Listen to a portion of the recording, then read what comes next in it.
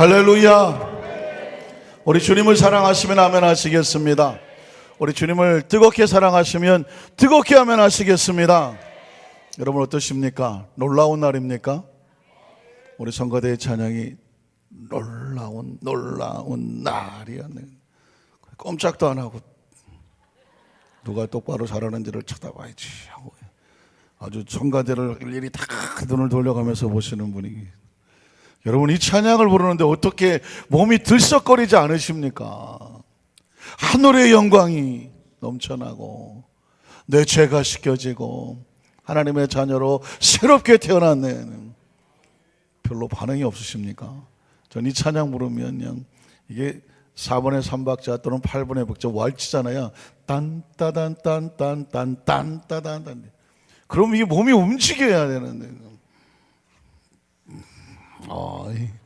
그래서 여러분 우리 안산교회 성도들은 이 찬양에 반응을 좀 했으면 좋겠어요. 우리 권사님들도 찬양 부르면서 막 몸을 움직이면서 춤을 추듯이 감동이 있어야 되지 않겠습니까? 하늘의 영광이 나에게 임하고 주님은 새롭게 태어나고 정말 놀라운 은총을 체험했다는 감동에서 쏟아져 나오는 그 찬양이 하나님 마음을 움직이지 않으시겠습니까? 우리 속담에도 낱말은 누가 들어요? 쥐가 듣습니까?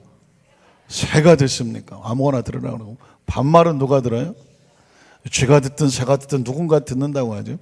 미국 속담에는 모든 벽에마다 뭐가 있다? 귀가 있다. 누군가는 듣는다는 거지. 누가 들으시겠습니까? 성가대는 이 놀라운 찬송을 부르더니 대답을 얼마나 잘하시는지. 하나님이 들으신다는 거죠. 아무도 없어도 우리의 고백과 표정과 반응을 움찔거리는 이 뜨거운 마음을 누가 들으신다? 누가 알고 계신다? 믿으십니까? 그래서 예배가 놀라운 거예요. 오늘 이 자리에 정말 늘 나오시면서 금요철 예배를 지키시는 분도 계시고 바쁜 와중 가운데 직장이 늦게 끝나고 어려운데도 불구하고 오늘 또 특별히 나오신 분을 볼 때 제가 누구라고 얘기는 안 하지만 와 가슴이 출렁하더라고요. 너무 고맙고 감사하네. 철야 예배를 나오는데 담임 목사가 마음이 뜨거워요. 분명히 밤늦게까지 일하는데 이 자리에 나왔구나. 저녁도 못 먹고 아마 씻지도 못하고 나왔을 텐데 그런 마음에 제가 헤아려야 되는데 하나님 보시기에 이 자리에 나오신 분을 볼 때 얼마나 기뻐하고 감사하시겠습니까? 옆에 분 한번 축복하십시오. 하나님이 당신을 사랑하십니다. 축복하십니다. 귀히 여기십니다. 예배를 기뻐하십니다. 그렇습니다. 이 철야 예배를 여러분 지켜내시기도 하지만 예배에 나와 있는 우리의 모습을 하나님께서 기뻐하시고 또 우리가 하나님을 어떻게 무엇으로 웃게 하겠습니까? 그렇죠?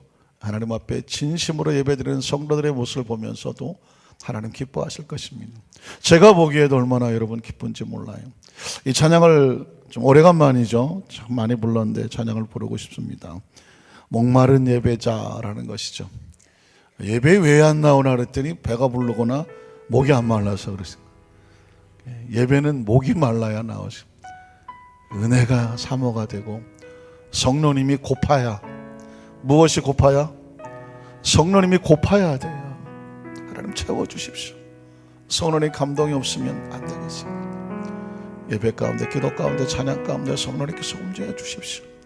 이 찬양은 목마른 예배자라는 표현이 원색적으로 그렇게 됐는데 이 찬양의 고백자 우리 모든 안산교회 성도들이 날마다 성령으로 더 성령으로 더 사모하고 가까이 나가시는 채워주시는 우리 성령 되시기를 주의 이름으로 축원합니다. 같이 한번 간절한 마음으로 고백합니다. 모든 짐 내려놓고 가는 주 앞에 목마른 예배자 춤성 듣기를 원하네. 주 얼굴 보기 원합니다. 주 얼굴 보기 우리 한번 다 같이 일어나실까요? 모든 짐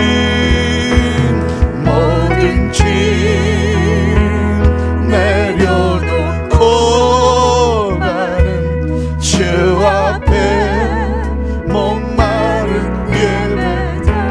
음성 듣기 원합니다. 주 음성 듣기를 원하네. 주님의 얼굴 보기를 원합니다. 주 얼굴 그리고 간절히 외칩니다. 성령 하나님, 성령 하나님, 이곳에 가득한 주님을 높이 경배합니다. 성령 하나님, 성령 하나님, 이곳에 가득한 주님을 높이며 예배 뭐든지 내려놓고 주 앞에 목마른 예배자 주 음성 듣기를 원하네. 주 얼굴 보기를 성령 하나님, 성령 우리 한번 두 손 들고 찬양합니다. 이곳에 가득한 주님을 높이 경배합니다. 경배합니다. 성령 하나님, 이곳에 가득한 주님을 높이 예배합니다. 예배 성령 하나님, 성령 하나님, 이곳에 가득한 주님을 높이 경배합니다. 경배 성령 하나님, 성령 하나님, 이곳에 가득한 주님을 높이며 우리 한 번 더 간절한 마음으로 성령 하나님, 성령 하나님, 성령 하나님, 이곳에 가득한 주님을 높이 경배합니다. 경배합니다. 성령 하나님, 이곳에 가득한 주님을 높이며 예배합니다. 성령 하나님, 이곳에 가득한 주님을 높이며 경배합니다. 성령 하나님, 이곳에 가득한 주님을 높이며 예배합니다. 조선을 가시며 잠시 묵상으로 기도합니다. 사랑하는 성도 여러분, 한 주 동안 얼마나 힘들으셨나요? 얼마나 많은 일이 있었나요? 정말 누구에도 말하지 못할 힘들고 지친 일이 얼마나 많았을까요? 아주 중요한 일을 정말 잘 돼야 되는데 노심초사 그 문제 해결해서 얼마나 많이 애를 쓰셨습니까? 여러 가지 많은 일들이 우리 삶 속에 있었을 것입니다. 그래서 많이 힘들기도 했고 아프기도 했고 서럽기도 하고 어찌할 걸 몰라 두렵게 됐을지도 모릅니다. 그럼에도 불구하고 이 자리에 나와서 이 자리를 지키는 성도들을, 예배하는 성도들을, 성도님을 간절히 목마르게 사모하는 성도들을 오늘 주님께서 안아주시길 원하시고 치료하길 원하시고 회복하시길 원하시고 위로하시고 격려하시고 품어주시는 성도님, 오늘 여러분의 모든 심령을 주 앞에 아뢰면서 성도님 경배하고 의지하고 그 음성을 듣기 원합니다. 우리 가운데 임재하시옵소서. 말씀 가운데 역사하시옵소서. 운행하시고 기름을 부어주시옵소서. 우리 주여 삼창하고 강력한 성령의 임재와 성령의 운행하심을 통해서 역사되도록 우리 주여 삼창하고 간절히 심령을 쏟아 기도합니다. 주여, 주여, 주여,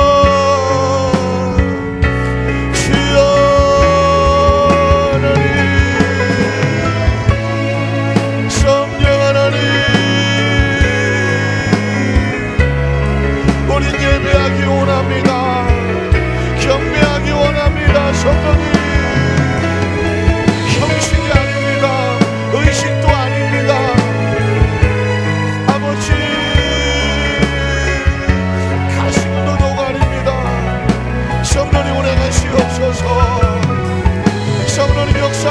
주시옵소서. 우리의 모든 무거운 짐을 내려놓았습니다.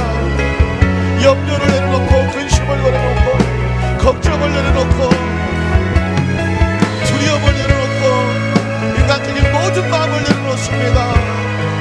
질병도 내려놓습니다. 가난과 모든 저주 내려놓았습니다. 내 힘으로 할 수 없는 모든 것들 내려놓았습니다. 주여, 주여, 우리의 마음을 헤아려 주시옵소서. 우리의 심령을 헤아려 주시옵소서. 성령님 더 우리 가운데 운행하시옵소서. 마음의 문이 활짝 열리게 하시옵소서. 기도의 문을 활짝 열어주시옵소서. 이 자리에 목숨을 걸고 나오는 성도도 있습니다. 이 자리에 하나님의 모든 것을 걸고 나오는 성도가 있습니다. 살기 위해서 나오는 성도가 있습니다.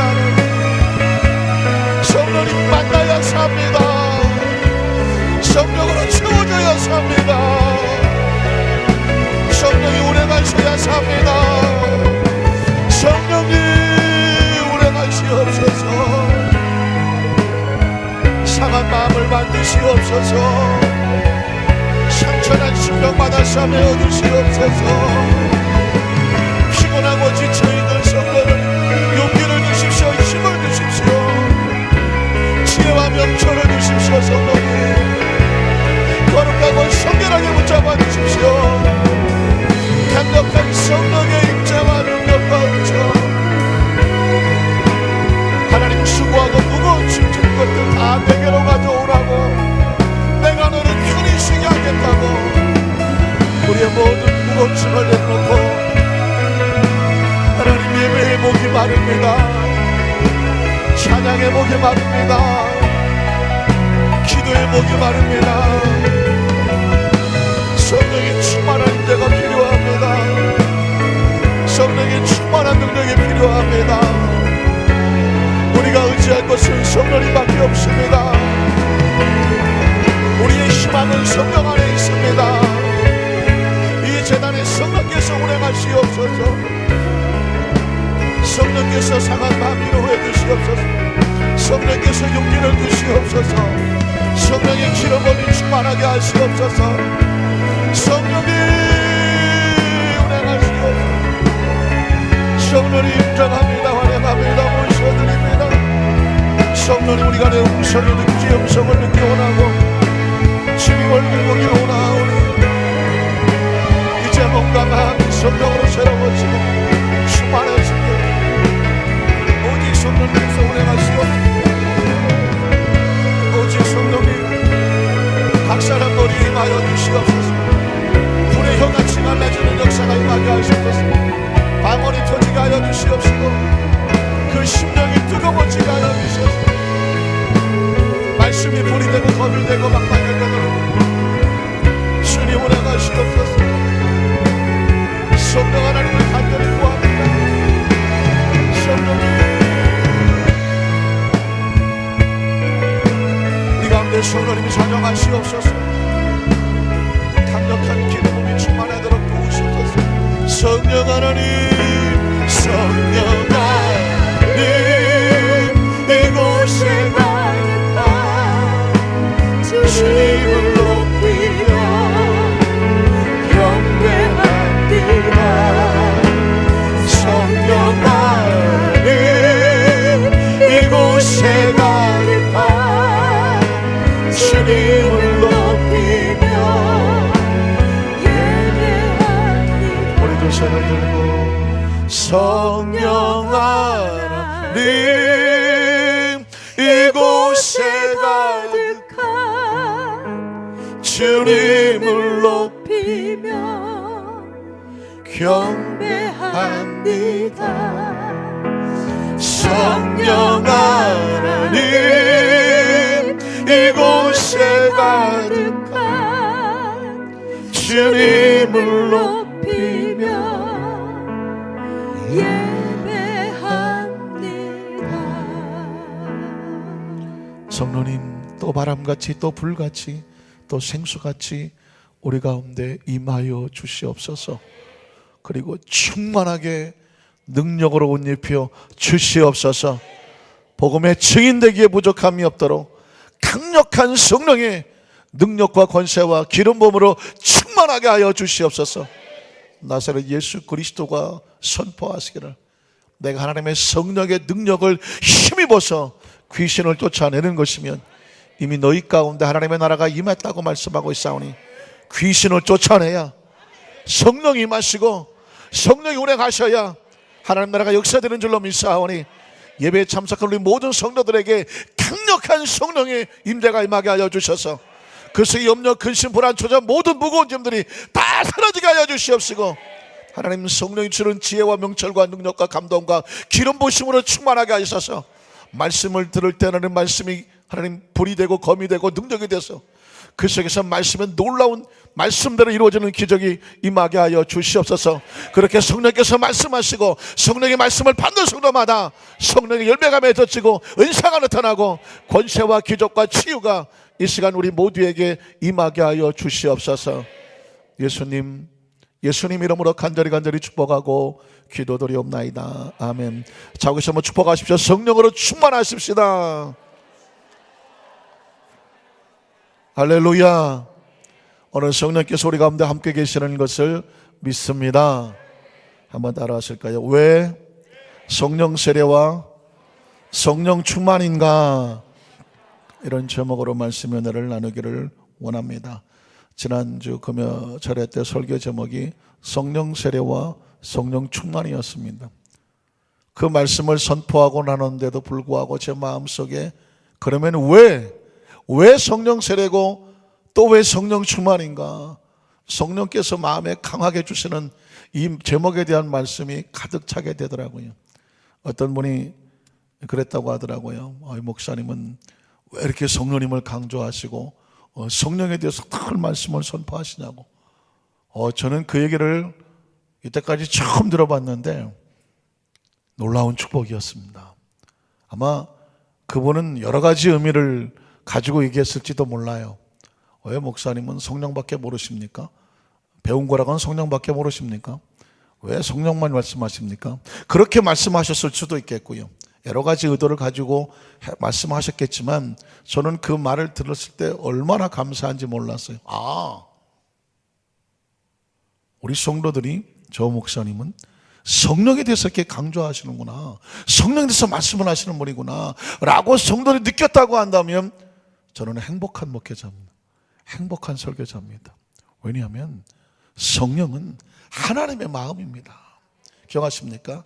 내가 말세에 남종과 여종에게, 그전에는 특별한 선지자들에게, 특별한 사람들에게 성령을 특별하게 주었지만 이제 하나님께서 내가 말세에는 모든 남종과 여종에게 성령을 물붓듯 부어주겠다는 어마어마한 축복이잖아요.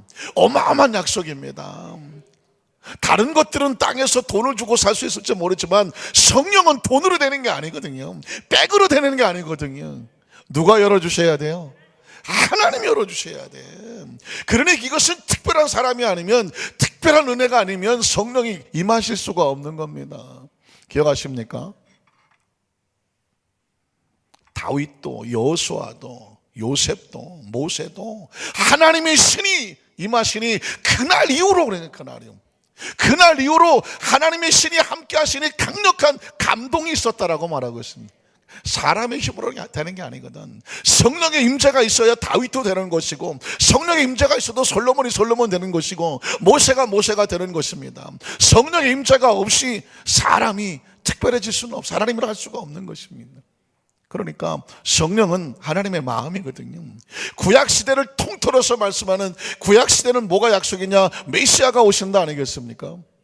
그런데 그 메시아가 신약에 오셨잖아요. 누군가요? 우측이 알았지. 예수님께서 메시아로 신약의 구약의 완성으로 오셨잖아요.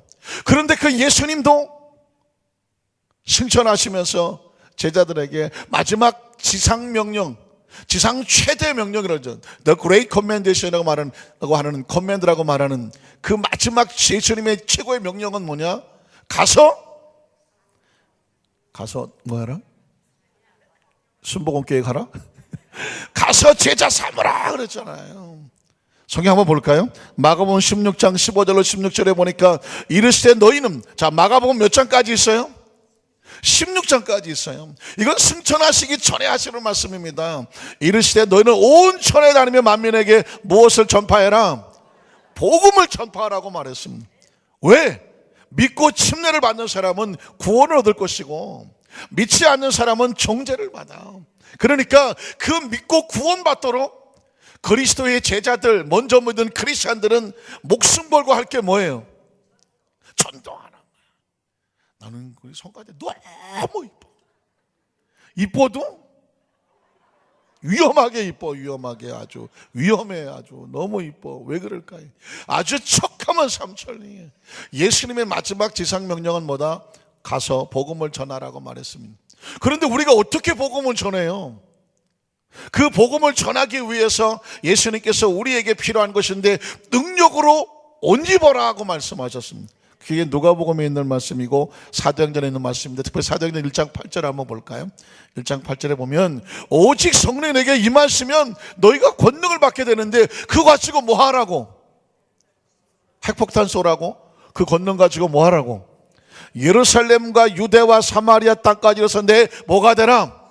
증인 되라고 하는 것입니다. 여러분, 증인도요 목숨 걸고 하는 것입니다. 법정에 가보셨습니까? 증인이 되기 위해서 뭐 해야 돼요? 선서를 해야 됩니다. 야, 이뻐서 위험하게 이쁜 줄 알았더니 알기도 뚫어지게 잘하시네. 선서를 해야 돼요. 선서. 선서할 때요 겁줍니다. 판사가. 증인은 이 증인을 증언함에 있어서 혹시 위증이 될 경우에 법적인 책임을 질 그거를 선서하십니까? 라고 물어요. 지금 증언한 모든 내용이 사실임을 것을 선서합니까? 서약합니까? 맹세합니까? 만약에 위증이면 거기에 대한 대가와 처벌을 받아도 좋습니까? 그거 하고 하는 거거든요. 증인은 그냥 시간 남아서 하는 게 아닙니다. 복음의 증인은 뭐 하는지 아십니까? 예수가 메시아다. 그가 죽었다가 3일 만에 부활했다. 그가 부활하신 것을 나는 증언한다. 만약 그것이 잘못이라면 내 목을 쳐도 좋다. 목숨 걸고 증인하는 것입니다. 그게 초대교회의 많은 초대교회 크리스찬들이 그 로마의 콜로세스 원형 경기장에서 사자밥이 돼가면서도 그는 증인들이었습니다. 지금이라도 예수가 메시아가 아닌 것을 고백하면 살려주겠다. 지금이라도 너희가 믿는 예수가 부활하지 않았다고 고백한다면 이 사자밥에서 군대 구해주겠다고 말했습니다. 그러나 그들은 놀랍게 예수가 그리스도예요, 그가 부활하셨다, 그는 사자 이빨 앞에서도 조금도 위축되지 않냐고 당당하게 증언하며 목숨을 던졌습니다. 왜 그랬을까요? 그들에게는 믿음이 있었습니다. 확신이 있었습니다. 그리고 보았습니다. 그렇기 때문에 증인은 그냥 되는 게 아닙니다. 강력한 확신과 능력이 있어야 증인이 되는 것입니다. 만약에 확신이 없고 능력이 없고 거기에 대한 믿음이 없는 사람은 사자 이빨 앞에서 어떻게 되겠어요? 다 도망갈 수밖에 없는 거예요. 그래서 증인은 그냥 되는 게 아닙니다. 복음의 전파는 그냥 되는 게 아닙니다. 우리 안에 강력한 파워가 들어와야 되고 힘이 들어와야 되는데 그 파워와 힘이 뭐냐면 성령입니다. 믿으십니까? 그러니까 왜 성령이어야 되느냐? 하나님의 마음이 성령이고요. 그 예수님도 마지막 우리에게 원하시는 것은 바로 성령 받으라는 것이었습니다. 그러니까 지금 신구약 성경을 통틀어서 핵심의 주제를 말하라고 하면 하나님 아버지 오케이, 예수 그리스도 당연히 오케이. 그러면 이 신약 시대에 살고 있는 크리스찬들에게 그 복음을 증거하고 하나님 아버지의 말씀과 예수 그리스도의 복음을 증거하면서 주님 오시는 그날까지, 주 앞에 가는 그날까지 능력 있게 힘 있게 증인의 삶을 살려면 뭐가 있어야 돼요? 오직 성령이 너에게 뭐 해야 돼? 임해야 돼요. 그걸 임재라고 말하는 것이고 성령의 세례라고 말하는 것입니다. 어떤 분은 이렇게 말합니다. 예수 믿을 때 다 성령 받는 거지 뭐. 그럼 뭐 예수 믿을 때 성령 안 받고 뭐 그냥 믿나, 그냥 받나, 뭐 이러시는 분들 계세요. 오케이. 예수를 믿을 때 성령을 알게 되고 성령이 고백하게 하지만 권세 있는 능력자가 되게 하는 것은 성령의 세례가 필요해요. 세례. 그리고 세례는 충만으로 이어지는 것입니다. 어떻게 하느냐? 우리 첫 번째로 예수님의 제자들이 3년 반 동안이나 예수님으로부터 천국 복음을 들었고 질병이 낫고 귀신이 쫓겨져나는 것을 현장에서 보았어요. 그럼에도 불구하고 그들이 그 죽음이라는 그 무서운 장벽 앞에서 속절없이 무너져 버려. 아주 처참하고 비참하고 비굴하게 무너지는 모습을 발견하게 됩니다. 여러분, 먼저 마태복음 16장 19절 21절에 보면 예수님께서 이런 고백을 합니다. 이제 내가 십자가에서 고난당하고 죽게 될 것이다 라고 하는 대속의 선언을 하게 됩니다. 내가 천국 열쇠를 내게 주리니 내가 땅에서 무엇인지 매면 하늘에서 매일 것이요 내가 땅에서 무엇인지 풀면 하늘에서 풀리라 하시고, 이에 제자들에게 경고하사 자기가 그리스도인 것을 아무에게도 이르지 말라 하시니라. 그리고 이때부터 예수 그리스도께서 자기가 예루살렘에 올라가 장로들과 대제사장들과 서기관들에게 많은 고난을 받고 죽임을 당하고 제3일에 살아날 것을 제자들에게 무슨 비로소. 이 전까지는 예수님께서 고난당하실 것을 말씀하지를 않았어요. 그러니까 많은 사람들이 예수님의 기적을 보고 따라오고 예수님의 병고침을 보고 따라왔어요. 이야, 예수님 대단하시다. 저 예수님하고 있으면 어마어마한 기적도 체험하고 병도 고침받고 아마 저분이 로마를 다 병사를 쫓아내고 이스라엘 독립시키면 아마 왕이 됐을 것 같은데, 이때 뭐를 잘 서야 됩니까? 줄을 잘 서야 되겠다.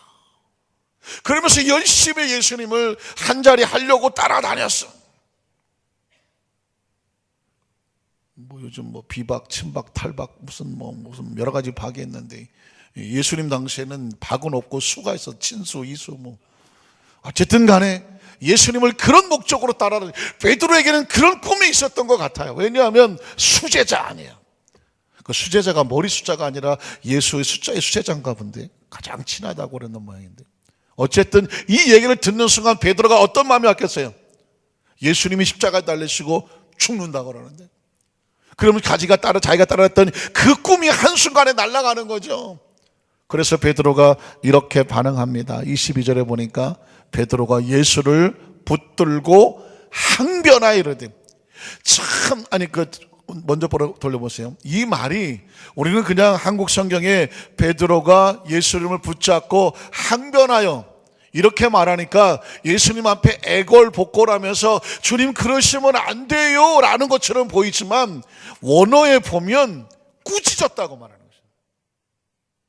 베드로가 나이가 더 많겠죠. 예수님은 30대 초반의 젊은 청년이거든요. 그런데 이때 당시 베드로가 이성을 잃었던 것 같아요. 예수님을 멱살 붙잡고 쓰는 말이에요. 멱살을 붙잡고 흔들었다는 뜻이에요. 예수님의 멱살을 붙잡고 흔드는 거예요. 무슨 소리냐고 말이에요. 내가 당신을 왜 따라다녔는데, 당신이 그 능력을 가지고 이스라엘 나라를 회복했을 때 왕이 되면 하다못해 옆에 영의종을 하든지 총이라도 하려고 내가 따라다녔는데, 이제 와서 갑자기 무슨 고난을 당하고 십자가에 죽는다고 그러냐고 말이에요. 그럼 나는 뭐냐고. 어떤 애 강당에 이렇게 소리 질러보긴 처음이네요. 베드로가 그랬다면, 베드로가. 그래갖고는 지금 눈앞에 있는 예수, 바로 그 앞에 뭐라 그래요? 주는 그리스도시요 살아계신 하나님의 아들입니다. 그래갖고요, 예수님께서 바요나 시몬아 네가 축복이 있다고 한참 칭찬을 했어. 그 예수님께서 그 정도면 이제 내가 대속의 원리를 얘기해도 믿음의 그릇이 됐겠구나 라고 그날 이후로부터 비로소 내가 그리스도인 것을 세상에 말하지 마라. 나는 이 땅에 인류의 모든 죄를 짊어지려고 온 메시아지만 나는 약속대로 죽고 3일 만에 부활해야 그리고 인류를 구원하게 된다라고 제물로서 예수님을 선포했습니다. 그러자 조금 아까까지만 해도 주는 그리스도시요 했던 사람이 갑자기 야 이 사람아, 예수님 목을 붙잡고 흔들었다는 것입니다. 항변하이르되. 왜 그랬을까요? 주여 그리하지 마옵소서. 이건 우리가 베드로가 예수님을 상당히 지금 높이 설마 하는 마음을 했지만, 원어에 보면 일촉즉발의 아주 그냥 위기의 순간입니다. 멱살을 붙잡고 흔들면서 무슨 소리야. 오늘 저녁에 내가 화통을 삶아 먹었나. 왜 이러지? 아니 베드로가 그랬다는 거예요. 입장 바꿔 생각해 보자니까 예수님을 그렇게 그 잘 나가던 고기 잡던 그 베드로가 예수님 만나서 그 배도 집어 던져버리고 어떻게 좀 한 자리 해보려고 갈릴리 거시기에서 나와서 좀 해보려고 나왔는데 하루아침에 그냥 인간적인 꿈이 깨져나가는 것입니다. 그러니까 주여 그리하지 마시옵소서. 일은 절대로 주께 미치지 아니할 것입니다 라고 말을 했습니다. 누구의 의지입니까? 베드로의 자기 의지야. 예수님하고 상관없어요. 이건 깨지면 안 돼. 내가 어떻게 따라와? 지난 3년 반을 내가 어떻게 하고 따라왔는데. 그랬더니 여러분 예수님의 반응은 어떻습니까? 그 다음 절을 보면 23절이죠.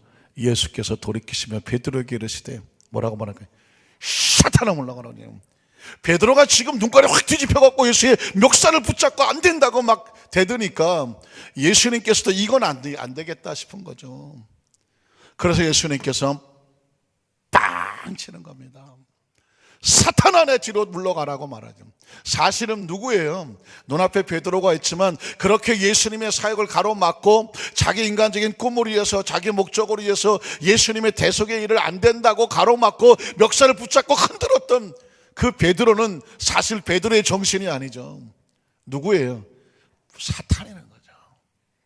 그러니까 예수님께서 사탄아 내 뒤로 물러가라. 너는 나를 넘어지게 하는 자로다. 겉으로는 주여 그리하지 말라고 그러지만 예수님께서는 이 이스라엘의 왕이 되러 오신 분이 아니라 이스라엘의 제물로 오셨잖아요. 죽으러 오셨지 않습니까? 죽음을 정복하러 오신 것입니다. 믿으십니까? 그래서 너는 나를 넘어지게 하는 자로다. 내가 하나님의 일을 뭐 합니까? 생각하지 아니하고 도리어 사람의 일을 생각하는도다 하시고. 그래서 이 이야기는 뭐냐면 베드로가 예수님의 수자자라서 3년 반이나 그렇게 따라다니면서 가장 예수님을 잘 알 것 같았던 사람이 결국 그 속에는 하나님의 나라가 없었어요. 예수님의 메시아라는 의식이 없었어요. 예수님이 그 거대한 수없이 많은 능력을 통해서 예수님이 잘 먹고 잘 살고 잘 되면 자기도 그 잘 되고 싶었던 게 다였어요. 그러니까 그 3년 반 교육을 받고 훈련을 받았지만 그 예수님이 말씀하신 대세의 원리 깨닫지도 못하고 하나님의 나라 일을 알 수도 없었어요. 여러분 제자들은 어땠습니까? 특히 가룟 유다를 보면 마태복음 26장 14절로 16절에 보면 가룟 유다는 이렇게 말합니다. 그때 12 중에 하나인 가룟 유다라는 자가 대제사장들에게 가서 말하되 내가 예수를 너희에게 넘겨주겠다고 말합니다. 얼마나 주리야 하느냐 하니 그들이 은 30을 달아 주거늘 은 30 옛날에 요셉이 팔려갈 때 은 20이었습니다. 그러니까 노예값밖에 안 되는 거예요. 요셉이 이 노예로 팔려갈 때 은 20에 팔려갔거든요. 그러니까 예수는 거기다가 열량 더 보태준 것밖에 안 돼. 그러니까 얼마나 헐값에 지금 예수를 팔아넘기고 있는지를 알 수가 있습니다. 여기서 이 가룟 유다는 돈 때문에 예수를 팔아넘긴 게 아니에요. 예수를 코너에 집어넣음으로 말미암아 예수님의 능력을 가지고 로마의 군대와 싸워서 결국 이스라엘을 좀 회복을 시켜보고 독립시켜달라고. 이 가룟 유다는 원래 직업이 뭐예요? 독립군이에요. 열심당원이라고 말하죠. 열심당원이란 말하면 우리식으로 말하면 독립군입니다. 그 당시 로마의 식민지로 있었기 때문에 그 열심 있는 열심당원이라고 해서 그 이스라엘 회복해 보려고 애를 쓰던 사람이 정신도 좋고 의도도 좋고 목적이 좋았어요. 그래서 예수님을 따라다녀서 얼마나 충실히 했는지 회개를 맡겼어요. 회개를. 그 정도로 충실했던 사람입니다. 그런데 이 가룟 유다의 머리식은 언제나 똑같은 생각이었어요. 베드로처럼 예수님께서 언제 이 능력을 천사를 데려다가 로마의 병들 다 쫓아버리고 이 나라를 회복할까 독립시킬까 이것만 관심이 있었어요. 그런데 예수님께서 아까 말씀한 대로 마태복음 16장에 보니까 죽는다고 말하는 거죠. 그러니 여기서 가룟 유다도 넘어지는 것입니다. 내가 이때껏 따라다녔던 헛거였구나. 아무리 얘기해도 예수님은 이스라엘 나라의 독립엔 관심이 없구나. 온 인류 구원만 얘기하는구나. 마지막 방법이 뭘까요? 예수님을 코너로 몰아서 십자가에다 팔아버려요. 그러면 예수님이 자기가 안 죽으려고 로마의 병정들을 다 싸워서 물리치고 어쩔 수 없이 독립시키지 않을까 이런 마음을 가지고 코너에 넣어버린 것입니다. 자, 그래서 그들이 은 30을 달아주거늘 그가 그때부터 예수를 넘겨줄 기회를 찾더라. 여러분 보십시오. 3년 반을 따라다니면서 예수로부터 교육을 받고 훈련을 받고 하나님 나라의 말씀을 그렇게 많이 경험했는데도 불구하고 그게 아무 소용이 없어. 왜? 오로지 내 생각밖에 없어. 오로지 어떻게 저 예수를 이용해갖고 나를 독립시키고자 하는 자기 의지, 자기 생각밖에 없어. 그러니 말씀이라고 하는 것이 교육받고 훈련받아도 그것이 내 속에 들어와서 내 생각이 되고 내 가치가 되고 내 목적이 되고 나를 통제하고 지배하지 않으면 머릿속에 박혀있는 지식은 그냥 지식이에요. 제가 그런 얘기하죠. 바이블 스터디, 성경 공부는 아주 중요한 것이지만 아주 위험한 게 성경 공부다라고도 반대급부적으로 말할 수가 있어요. 왜 그러냐? 그 성경을 알아, 배워서 그것이 나를 통제하고 지배하고 가치 앞에 순종해 줘야 되는데 성경을 많이 알고 배워갖고는 자기는 아무것도 안 써먹고 딴 사람, 아이고 저건 이것도 몰라간 거예요. 그것도 모르냐?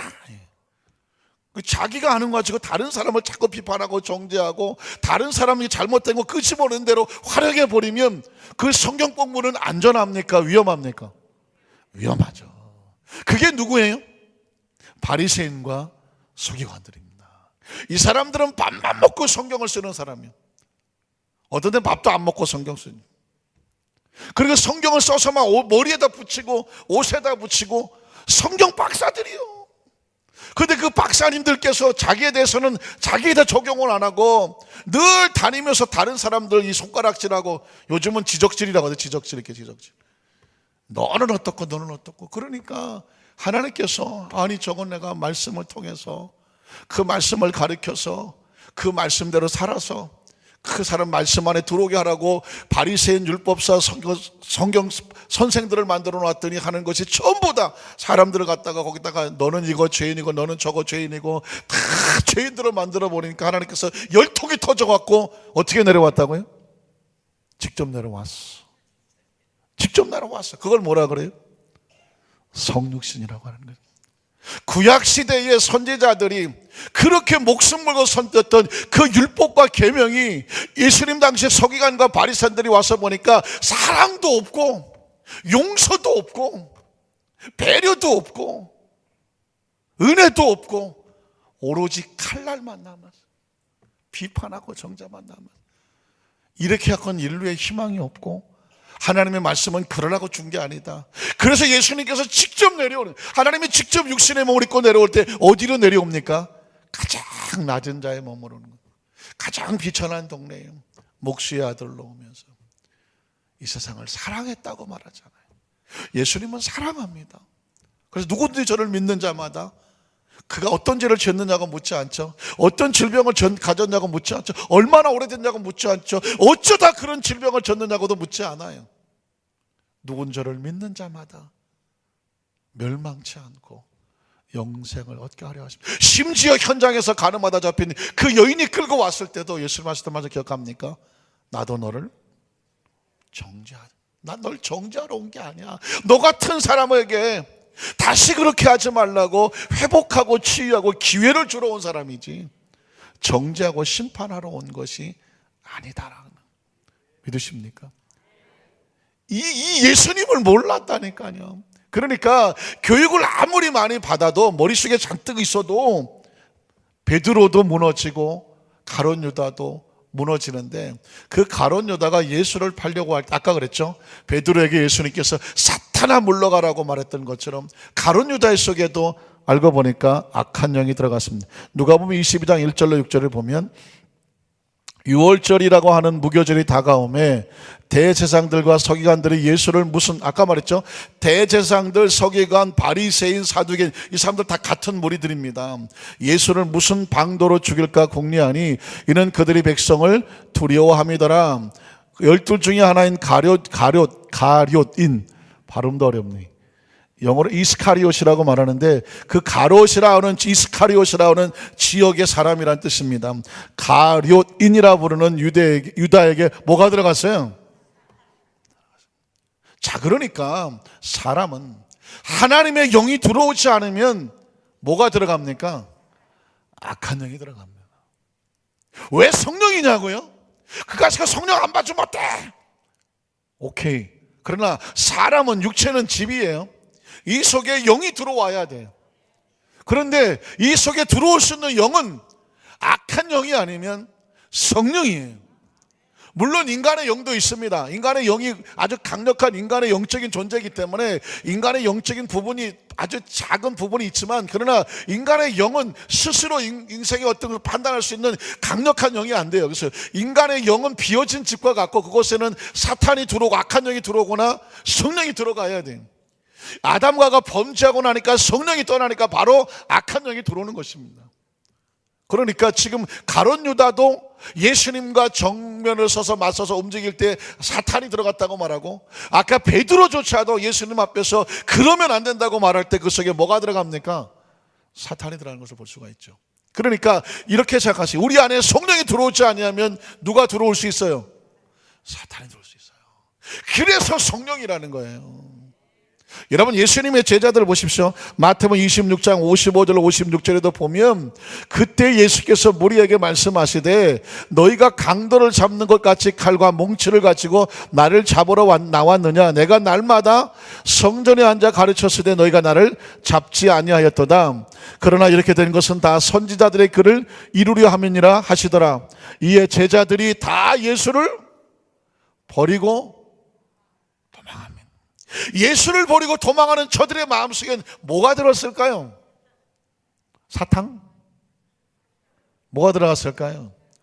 예수를 버렸다는 것은 예수님과 단절됐다는 것이고, 그렇게 움직이신 것은 절대로 성령은 아니에요. 성령은 아니죠. 예수를 버리고 나 혼자 살겠다고 도망치는 것은 성령의 역사는 아니죠. 이건 악한 영의 역사라고 볼 수밖에 없습니다. 자, 도대체 3년 반 동안 예수님이 그렇게 가르치고 그렇게 체험하고 그렇게 이끌고 다녔건 그렇던 그 제자들이 왜 이렇게 속절없이 무너져 버립니까? 더 무서운 것은 마태복음 26장 69절로 75절에 보면 아까 그 수제자 있잖아요. 수제자가 무너지는 장면, 잘 아시는 장면이지만 한숨 쉬어가면서 같이 읽어볼까요? 베드로가 바깥들에 앉았더니 한 요정이 나와 이르되 너도 갈릴리 사람 예수와 함께 있었도다 하거늘, 베드로가 모든 사람 앞에서 소리 질렀겠죠. 부인하여 입에 거품을 물고 눈가를 부라리면서 시시거려가며 이르되 나는 네가 무슨 말을 하는지 알지 못하겠더라 하며 앞문까지 나아가니, 앞문까지 왜 나갔어요? 도망가야 될 거 아니겠습니까? 도망가려고 했더니 또 다른 요정이 그를 보고 거기 있는 사람들에게 말하되 이 사람은 나사렛 예수와 함께 있었도다 하며 베드로가 맹세하고, 보통 어떻게 맹세합니까? 침을 뱉고 내가 거짓말을 하면은 내 열 손가락에 장을 찢어라 해가면서 또 부인하여 이르되 나는 그 사람을 알지 못하노라 하더라. 조금 후에 곁에 섰던 사람들이 나와 베드로에게 이르되 너도 진실로 그 무리와 그 당이다. 네 말소리, 네 사투리가, 갈릴리 사투리가 너를 표명한다 하거늘, 그가 저주하며, 참 비참하죠. 마지막에 저주하며 맹세하여 이르되 나는 그 사람을 알지 못하노라 하니 곧 닭이 울더라. 이에 베드로가 예수의 말씀에 닭 울기 전에 내가 3번 나를 부인하리라 하심이 생각나서 밖에 나가서 심히 뭐하더라? 통곡하더라. 가장 힘 빠지는 내용이죠. 참 성경을 읽으면 힘이 나야 되는데 베드로의 모습을 보면서 사람이 이렇게 무너질 수가 있구나. 그러나 우리는 이 베드로에게 손가락을 할 수가 없죠. 돌을 던질 수도 없어요.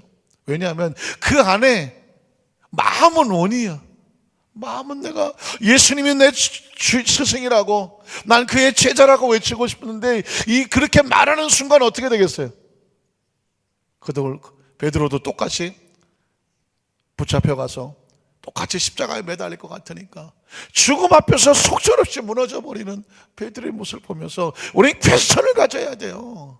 어떤 퀘스천을 가져야 되냐면, 신앙이라고 하는 것이 보고 배우고 듣고 열심히 하려고 하지만 이게 사람의 의지로 되는 게 아니에요. 베드로도 사람의 의지로 그 십자가에 올라갈 수 있는 게 아니야. 안 돼. 안 되니까는. 다른 제자들은 왜 다 도망갔을까요? 한 사람도 마음의 양심에 거치는 사람 없었을까요? 가다가 이건 아닌데 그러면서 주춤거리면서 좀 뭔가 생각하는 사람은 한 사람도 없었을까요? 안타깝지만 그런 내용은 없지만 있었겠죠. 있었을 겁니다. 그러나 실행에 옮기지를 못하는 모습을 통해서 볼 때 신앙이라고 하는 것은 사람의 의지로 되는 게 아니다. 그래서 세상의 모든 종교들은, 다른 종교들은 자력 종교라고 말하는 자력 종교, 스스로의 힘으로 구원을 얻으려고 애를 쓰는 것입니다. 그래서 여러분, 저 히말라야 산 꼭대기 가면 라마교를 믿는 사람 보면 기가 막힙니다. 태어나서 죽을 때까지 그 히말라야 산 꼭대기 얼마나 춥습니까? 그 많은 탁한 돌바릇이에요. 그걸 막 한번 수십 킬로 막 꼭대기까지를 땅바닥으로 겨서 그렇게 엉망진창이야. 근데도 그걸 기어서 막 배로 가고 무릎팍으로 기어서 가. 왜 그렇게 하는지 아십니까? 죄를 씻으려고. 자기 죄를 씻으려고. 그리고 그 신을 섬기는 마음을 보이기 위해서 그러고 가요. 여러분, 종교개혁했던 루터도 그 성당의 계단을 어떻게 올라갔냐면 그 계단마다 유리를 다 깨놨어. 유리를 다 깨놓고 거길 무릎팍으로 올라갔어. 그 무릎팍에 유리 조각에 있는 것을 무릎팍으로 기어 올라가면 어떻게 되겠어요? 무릎밥이 찢어지고 난리지. 피 흘리고 난리지. 왜 그렇게 하겠어요? 죄를 씻으려고. 죄를 씻으려고. 그래야 그렇게 인간적으로 뭔가, 왜 2000배 3000배 할까요?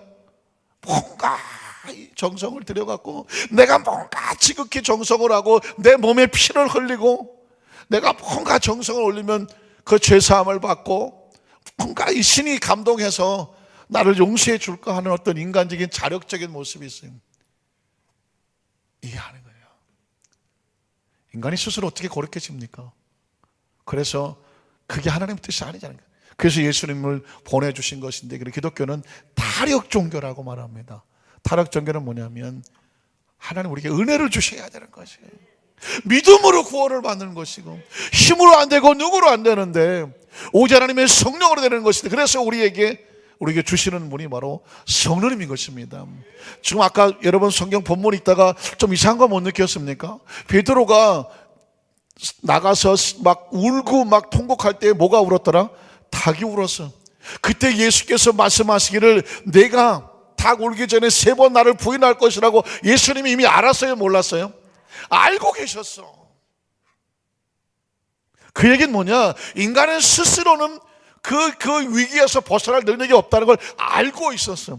예수님은 그 다음까지, 그러나 회복하고 나서 다시 일어설 것까지 보고 계시는 것입니다.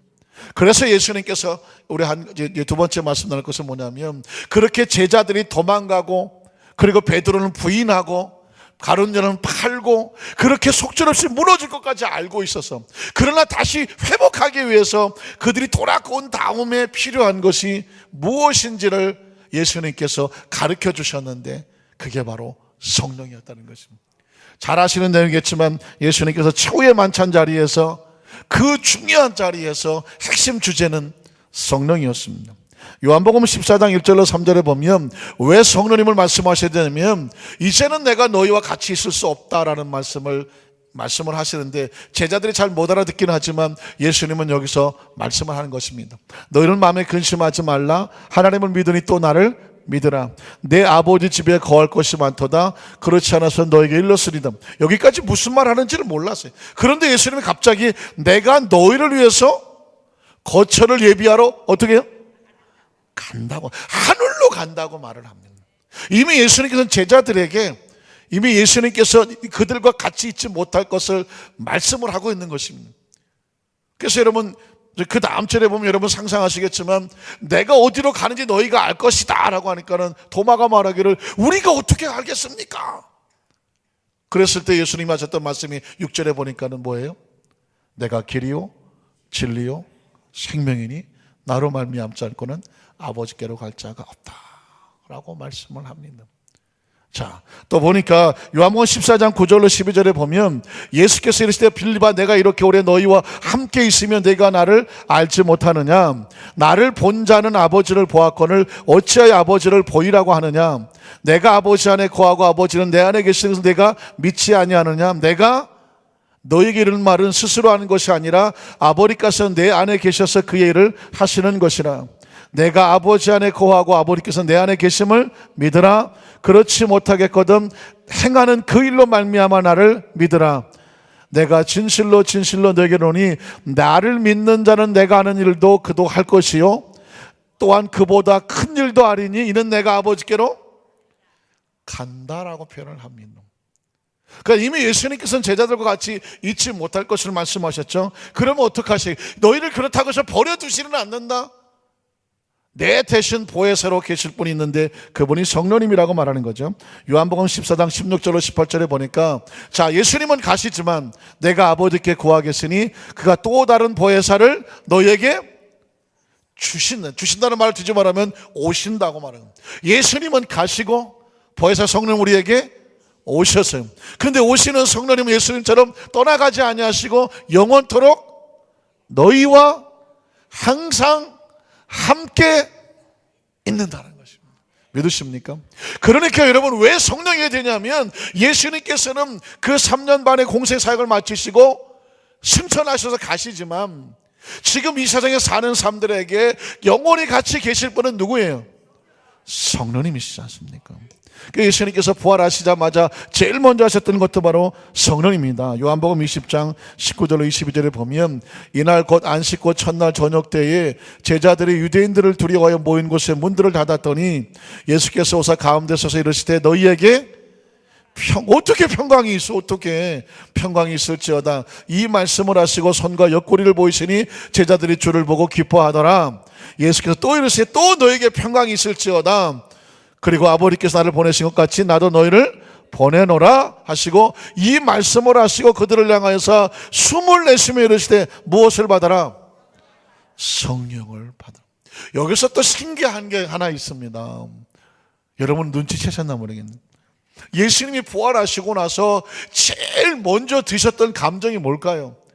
내 이것들을 내가 제자들이라고 3년 반이나 저것들을 먹고 마시고 내가 이놈의 새끼들 내가 다 쫓아가서 귓방망이를 그냥 지금 부활하고 나서 처음 제자들을 만났잖아요. 근데 다 도망갔던 것들이잖아.